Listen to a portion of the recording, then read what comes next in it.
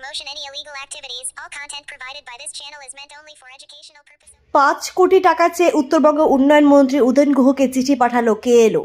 বুধবার সকাল 9:30 নাগাদ সোশ্যাল মিডিয়ায় পোস্ট করে এমনটাই জানালেন উত্তরবঙ্গ উন্নয়ন মন্ত্রী উদয়ন গুহ। সোশ্যাল মিডিয়ায় তিনি পোস্ট করেন, সকালে ঘুম থেকে উঠেই পেলাম হালখাতা চিঠি।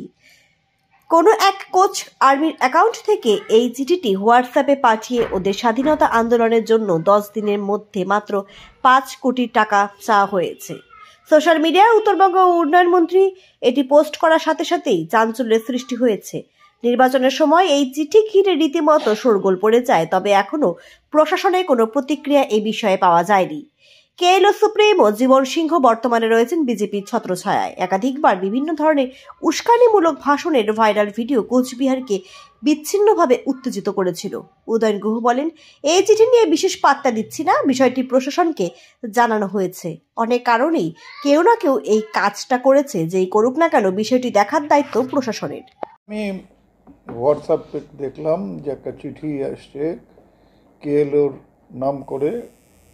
ওরা ওদের লেটার হেডে ওদের সব পদাধিকারী তারা চিঠি পাঠিয়েছে আমার কাছে যে ওদের যুদ্ধের জন্য, ওদের স্বাধীনতা সংগ্রামের জন্য ওরা আমার কাছে 5 কোটি টাকা চায় এবং 10 দিনের মধ্যে সেই টাকাটা আমাকে দিতে হবে।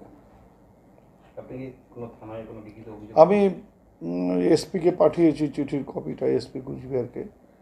পাশাপাশি আমি একটা এফআইআর লজ করব দিনহাটা থানায়, সেটা আমি এখনই পাঠাবো, যে এটা পুলিশ তদন্ত করে দেখুক কী ব্যাপার। কারণ এটা আগেও হয়েছে যে অনেক ব্যবসায়ীকে চিঠি দিয়ে টাকা পয়সা চাওয়া হয়েছে এবং এসটিএফ আলিপুরদুয়ার এবং অসম থেকেও এর আগে 2-1জনকে অ্যারেস্টও করেছে এই ধরনের ঘটনার ফলে। নির্বাচন তো চলছে এবং এই যে কেএলওর যে চিফ জীবন সিংহ কিছুদিন আগে নির্বাচনের সমর্থন কথা বিজেপিকে জানিয়েছিল, এর পিছনে অন্য কোনো অভিসন্ধির গল্প পাচ্ছেন? এখন কিছুদিন আগে গত সপ্তাহে বিজেপির থেকে বলা হয়েছিল সোমবারে বোমা বাড়বে।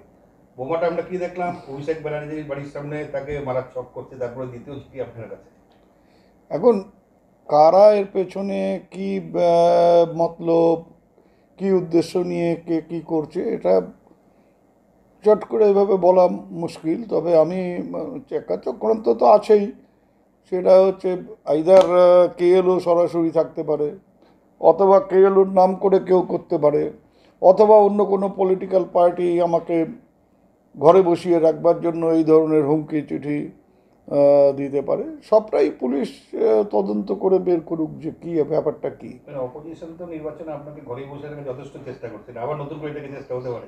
ঘরে বসিয়ে রাখবার চেষ্টা করলেই আমি ঘরে বসে থাকবো বা থেকেছি এমন তো না, বরঞ্চ যারা ঘরে বসিয়ে রাখবার চেষ্টা করেছিল তারাই দেখলাম ভোটের দিন ঘরে বসে থাকলো, আমি ঘুরে বেড়ালাম। তা এখানেও যদি কেউ মনে করে যে এই ধরনের চিঠি দিয়ে আমাকে ঘরে বসিয়ে রাখবে, আমি যাতে কোথাও যেতে না পারি বা অন্য কোথাও নির্বাচনী প্রচারে বেরোতে না পারি, সেই ধরনের হুমকি দেওয়া হবে, দিলেই যে তাদের উদ্দেশ্য সফল হবে তার কোনো সম্ভাবনাই নেই। তবে পুলিশের দেখা উচিত তদন্ত করে পুরোটাই যে কী ব্যাপারে, কারা এর পেছনে আছে। এখন কেউ কেউ আছে যারা নিজেদের প্রাসঙ্গিকতা, নিজেদের অস্তিত্ব বজায় রাখবার জন্য মাঝে মধ্যে মিডিয়ার সামনে গামছা দিয়ে মুখ ঢেকে হুঙ্কার ছাড়ে। এই ধরনের একটা চিঠি জানে যে উদয়ন গুহকে দিলে পরে সেটা একটা ভাইরাল হবে, সেই চিঠিটা নিয়ে হইচই হবে এবং তার ফলে তারা লাইমলাইটে আসতে পারবে। এই সব মিলিয়ে একেবারে